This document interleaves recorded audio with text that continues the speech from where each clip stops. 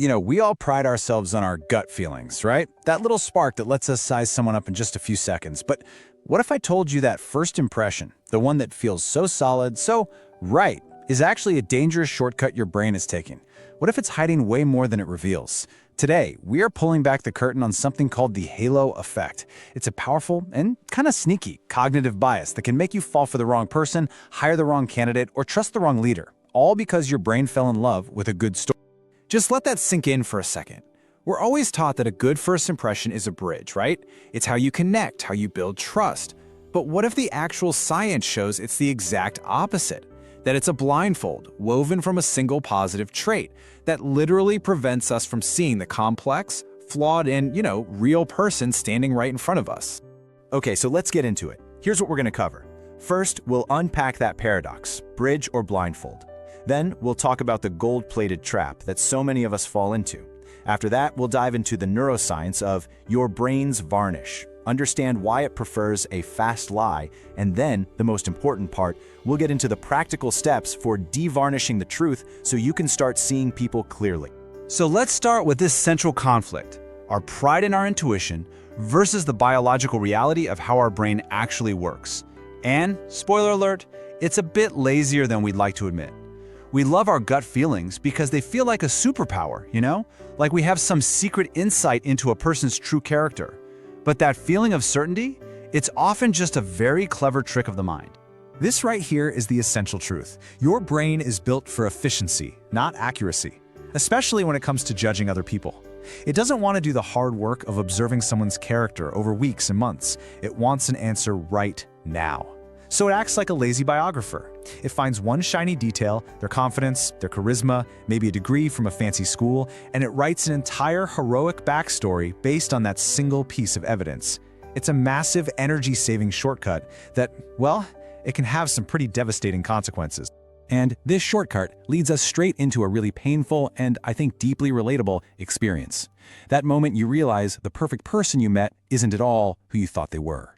It's that shock, that confusion, when the flawless image you had of them finally cracks. Oh, come on, we have all been there. You meet someone new, a potential business partner, a new friend, and they are just magnetic. They say all the right things, they hit all the right notes, and you feel this rush thinking, finally, someone who gets it. Then, weeks or months down the line, their behavior shifts.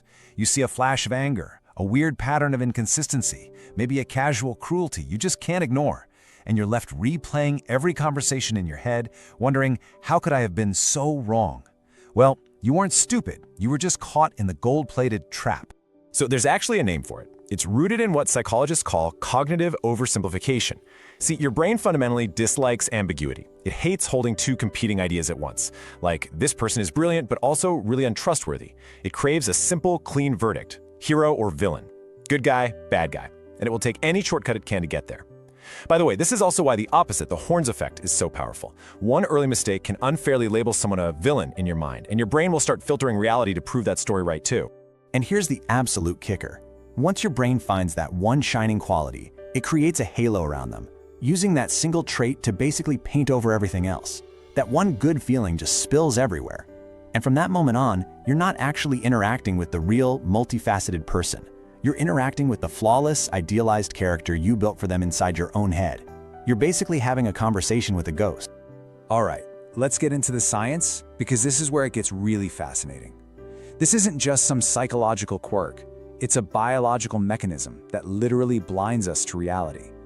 There's a hidden process at work in our brains that makes us see what we want to see, not what's actually there. The best way to think about the halo effect is as a kind of biological varnish. So imagine a beautiful piece of reclaimed wood, right?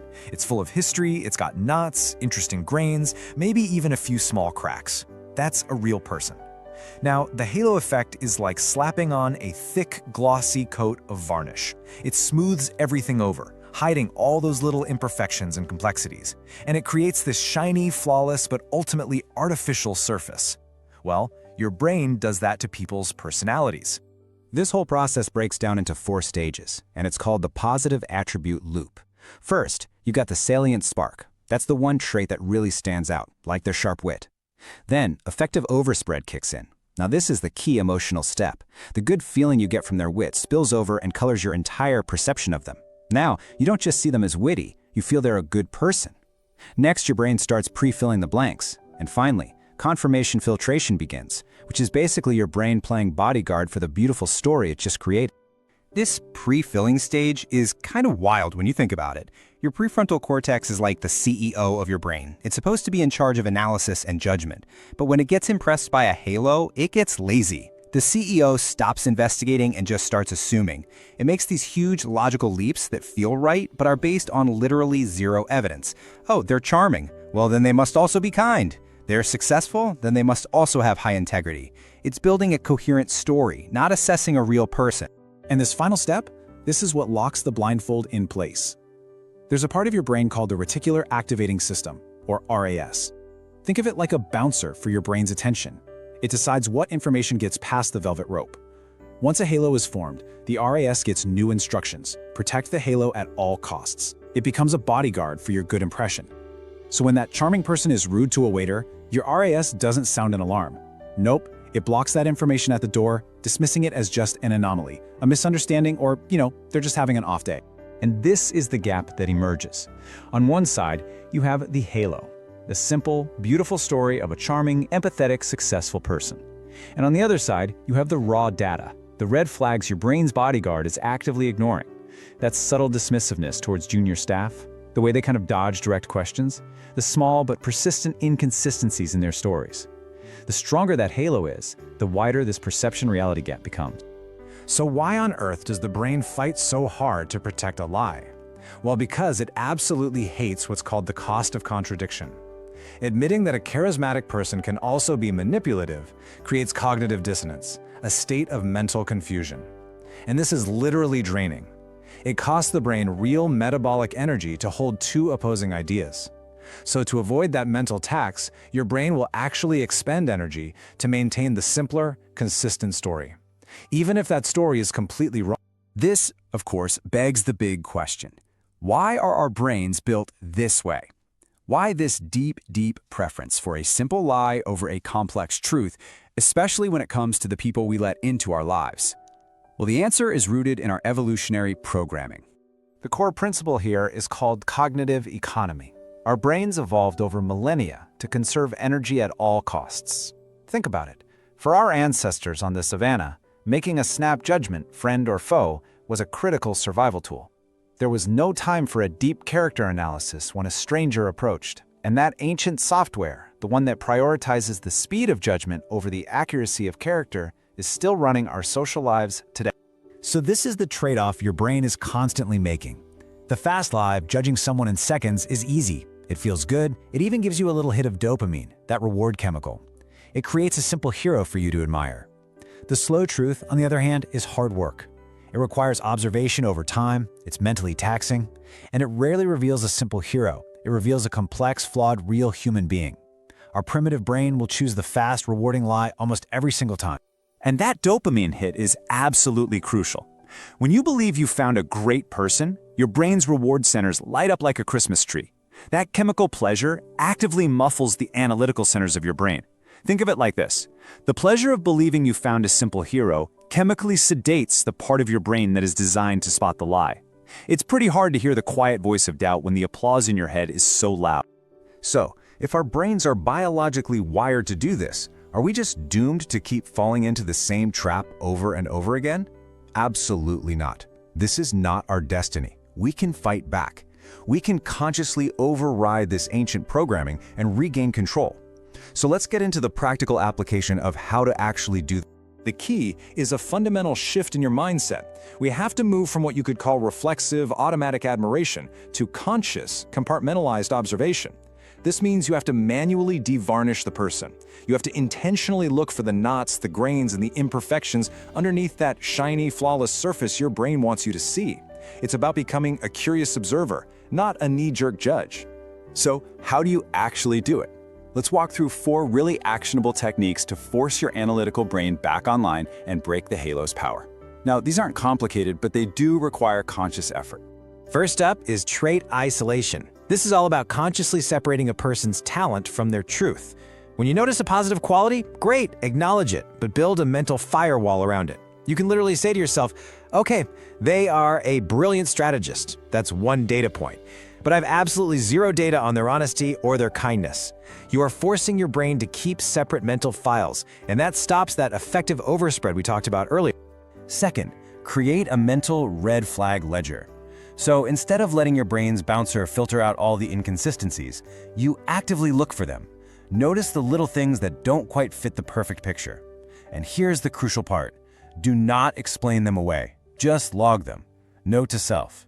They were super charming to the CEO, but kind of dismissive to the intern. The goal here isn't to condemn the person. It's just to gather data and re-engage your analytical mind, forcing it to confront reality. The third technique is maybe the most powerful of all, the 90-day judgment freeze. You have to accept that a first impression is almost always a performance. It's a curated, highlight reel version of someone. True character is never, ever revealed in a single performance. It is only revealed in patterns over time. So for the first 3 months of knowing someone new in any significant way, just treat it as a data gathering period. Freeze your judgment. And most importantly, do not make big life decisions like hiring them, partnering with them, or committing to them based on that initial halo. And finally, use the halo swap.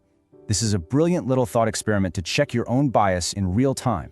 When the person does something that feels a bit questionable, ask yourself this. If a colleague I find kind of boring did this exact same thing, would I be okay with it? Would I find it quirky, or would I just find it plain rude? If the answer is a clear no, then you have your proof. The halo is blinding you. This simple question lets you isolate the behavior from the person's charisma. By using these techniques, you're not becoming cynical or suspicious. Not at all. You are becoming a realist. You are training yourself to do the patient, rewarding work your brain wants to avoid. You are learning to see the actual, complex, flawed, and interesting person who exists behind the blinding light of their halo. You are choosing the slow truth over the fast. And this brings us to a really critical reframing. After understanding all this neuroscience, maybe we should stop being so impressed by perfect first impressions. The most polished, flawless, and impressive first impression might not be a sign of a great character. It might just be a sign of a great performance. And a great performance can be the most dangerous thing of all. Ultimately, this knowledge gives you a profound sense of personal agency. It's that moment you realize the halo isn't real. It's a biological fiction, a story your brain tells itself for comfort and speed. True seeing, true understanding of another person, that begins when you make a conscious choice to look where the light of the halo isn't shining. You know, it all comes down to this. The truth of who a person is, with all their contradictions and complexity, it just exists. It doesn't need you to defend it or explain it away. It's our ego, our deep-seated need to be right about our initial judgment, that requires all the justification. And letting go of that need, well, that's the first step toward finally seeing clearly.